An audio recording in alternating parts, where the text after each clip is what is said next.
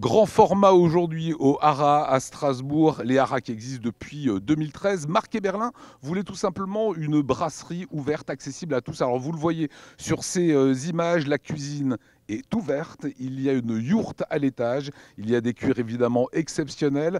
Regardez cet escalier incroyable dessiné par Patrick Jouin. Il y a également en extérieur un service de voiturier et je vous vois tout sourire, Maxime Muller, vous êtes le directeur de la brasserie. Cette réouverture, enfin, comment est-ce que vous l'avez vécue? Pour nous, un soulagement, une simplicité. Avoir uniquement la terrasse, c'est bien, mais avec la météo, c'était très compliqué. Maintenant, voilà, on a de nouveau la possibilité de pouvoir accueillir depuis quelques jours les clients à l'intérieur de la brasserie. Et voilà, tout de suite, les premiers jours, notamment la réouverture mercredi dernier, où tout de suite les clients ont voulu revoir l'intérieur, revoir l'escalier. Et profiter aussi un petit peu de la clim, puisque voilà, quand il fait chaud, la terrasse est magnifique, mais elle est orientée Plein sud. ça chauffe. Voilà, il a fallu rouvrir l'étage avec la yourte, toutes ces choses-là, avec quelques surprises à la clé quand on n'a pas travaillé pendant quelques mois. Nous sommes restés ouverts pendant quasiment toute la période de confinement pour en fait une association, Strasbourg Action Solidarité. Vous avez fait beaucoup de repas. Voilà, avec Valérie Suzan, sa présidente.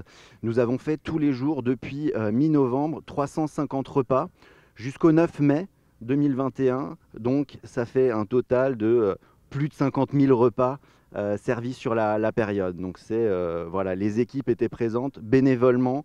C'était un stress positif d'envoyer tous les soirs nos 350 repas à cette association à 18h. Voilà, aujourd'hui ça a rouvert, couvre-feu à 23 heures. Ça va, c'est suffisant, ça permet de travailler sereinement? Tout à fait. 23 heures, c'est déjà très bien. À partir de 23 heures, chez nous, dans notre établissement, les clients ont fini de manger en général à 22 heures, 22h30. Ensuite, on va dire qu'ils restent encore un petit peu discuter, boire un verre, profiter de l'ambiance. Mais 23 heures, encore une fois, dans nos établissements, parce qu'on pense aussi aux boîtes de nuit qui sont encore fermées, nos collègues, les bars qui, eux, travaillent encore à 23 heures et au-delà. Mais pour nous, restaurateurs, on est déjà très satisfaits. On a senti beaucoup d'envie chez François Bord, le chef des Haras et l'équipe qui l'accompagne, beaucoup d'envie de bien faire, de faire plaisir aux clients. On sent qu'on a bridé quand même un petit peu tous ces chefs pendant quelques mois. Bien sûr, alors on les a bridés, mais c'était aussi une période de réflexion malgré tout. On a pu revoir la carte, changer beaucoup plus de choses que d'habitude. Et là, c'était l'occasion de faire table rase de pas mal d'entrées, de plats avec François, avec Marc, avec l'équipe. Et voilà, maintenant, on a passé la seconde, ouverture de l'intérieur. On étoffe à nouveau un petit peu la carte, une carte estivale. Et les desserts de notre chef pâtissière Sitine Tran qui plaisent beaucoup pour finir le repas en beauté. Allez, dernière question, Maxime Muller. Le 30 juin, terminé les restrictions, plus de couvre-feu, plus de jauge. Voilà, je vous vois devoir anticiper. Comment vous voyez ce retour à la normale?